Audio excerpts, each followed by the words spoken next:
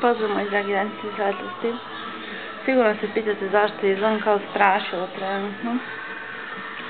Ali ovo su autentične suze. I htjela sam ovaj video da napravim svima vama koji mi pišete i žalite se kako vam je strašno, kako morate da živite u uslovima koji vam idu na živce, sa ljudima koji vam idu na živce, sa, ne znam, roditeljima, rođacima koji vas deprimiraju, koji vam kvare vibraciju i tako da i tako da.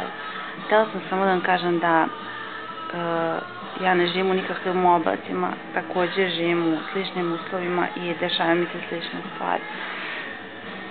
Ali je bitno šta posle toga, znači i kada se dese ovakve suze i depresija i ne znam, situacija ovakva ili onakva, bitno je posle toga opet vratiti svoju pažnju i fokusirati se na ono što je pozitivno i jednostavno ne dozvoliti da se utopite u ulogu žrtve, ulogu, ne znam, nekog besa, samosaželjevanja, bilo šta negativno, ozlojeđenosti prema drugima. Svi smo mi ljudi, imamo svoje trenutke i sve ove stvari nas teraju da rastemo i da budemo da sazrimo, da rastemo, da budemo, ne znam, jednostavno, shvatimo bolje i sebe i sve ali prosto hoću da kažem da se i meni dešavaju takve stvari, znači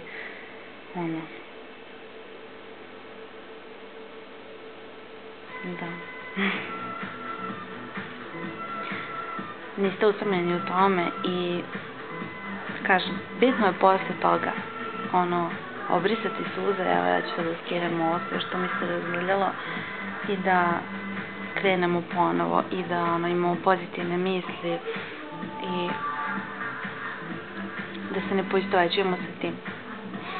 Bitno je fokusirati svoju pažnju na pozitivno i krenuti napred, ne odustajati od radosti, ne odustajati od te neke vere da može pozitivno, da može biti radosno i da uvijek cenimo, da budemo zahvalni bez obzira na sve. Bez obzira koliko glupe situacije mogu da nam se desi. Kao što se meni danas desilo. Da, eto. Čisto da znate da se i meni to dešava i da smo svi zajedno u tom i da svi to možemo da pobedimo i da imamo volju da kažemo hoćemo pozitivno. Jednostavno, neću da mi iznerviraju takve stvari, ne dozvoljam. Jesam pala u momentu, jesam možda bila depresivna ili ovakva ili onakva, ali sada je novi moment i sada sam druga osoba. Jednostavno osoba koja uči iz toga, koja je svakim danom sve bolja i bolja i koja jednostavno želi da napreduje. Ljubim vas sve puno. Ćao.